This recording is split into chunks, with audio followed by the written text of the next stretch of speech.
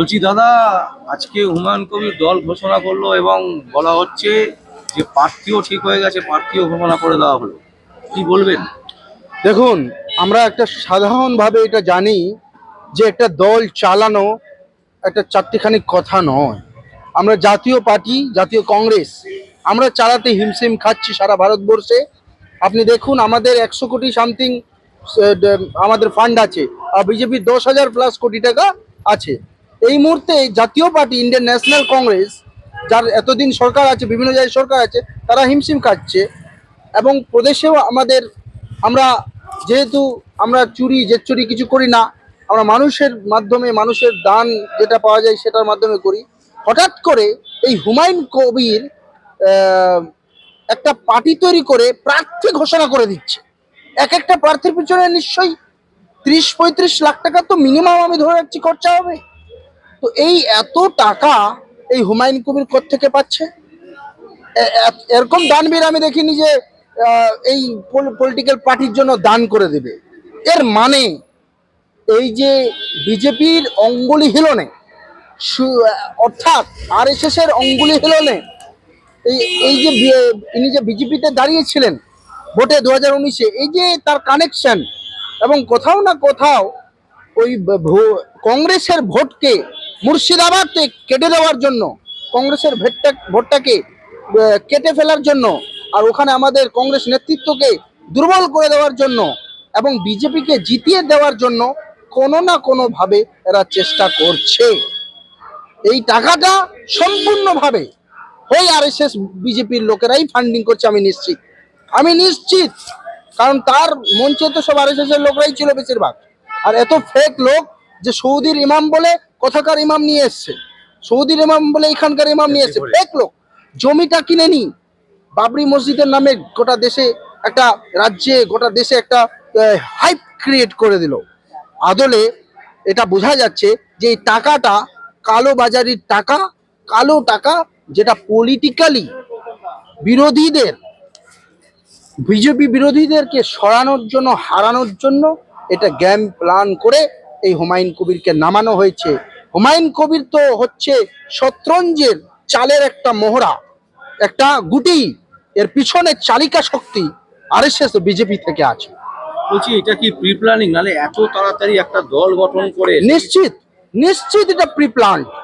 এটা pre planned. এর ভিতরে একটা বিশাল কিছু মাথা রয়েছে যারা চায় যে বাংলার বুকে কিভাবে অশান্ত সৃষ্টি করতে হয়, বাঙালির মধ্যে বিদ্বেষ বিভেদ সৃষ্টি করতে হয়। আমরা জাতীয় কংগ্রেস জানি যে বাংলার উন্নতিতে জাতীয় কংগ্রেসের ভূমিকা। আমরা এই বিভেদকামী রাজনীতিকে সবসময় ডিফেন্ড করে আসছি, এবং আমাদের সভাপতি, মাননীয় সভাপতি শুভঙ্কর দার নেতৃত্বে আমরা বাংলা জুড়ে, আপনারা দেখেছেন, সংবিধান পাঠের মধ্য দিয়ে আমরা সেই চেতনা জনগণের মধ্যে জাগাতে চাই যে মোরা এক বৃন্তে দুটি কুসুম, হিন্দু মুসলমান, হিন্দু তাহার নয়নমণি, মুসলিম তাহার প্রাণ। এই এই ভাবনাটা আমরা রাখতে চাইছি।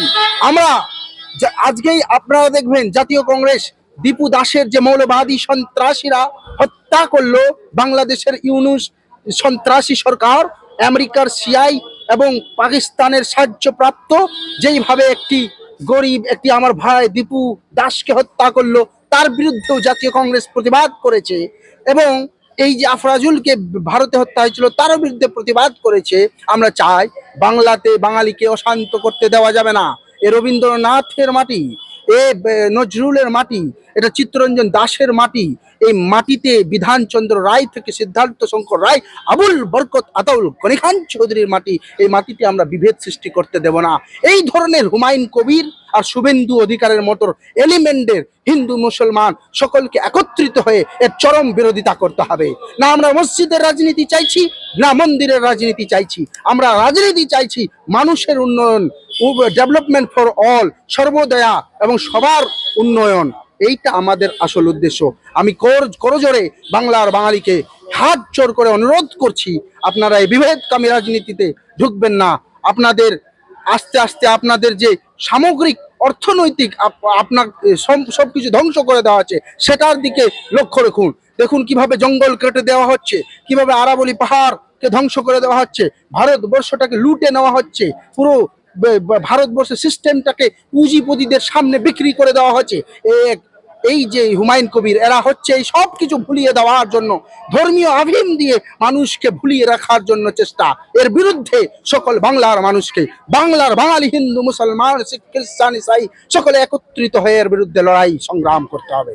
বলছে একদিকে যেমন হুমায়ুন কবির পার্টি উদ্বোধন করছে, অন্যদিকে দেখতে পাচ্ছি যে একজন গায়িকাকে গাইতে দেওয়া হচ্ছে না, তার কারণ তিনি মায়ের গান গাইবে। মানে কি বলবো? এর আমি তীব্র নিন্দা জানাচ্ছি, কারণ ভারতবর্ষে সবাই তার আরাধ্য, তার দেবতা, তার যাকে সে মানে তাকে এই ভারতবর্ষের সংবিধান অধিকার দিয়েছে, সে তার ধর্ম আচরণ, ধর্ম পালন করবে, এবং মানুষ যদি শুনতে চায় সে ধর্মীয় গীতও গাইবে।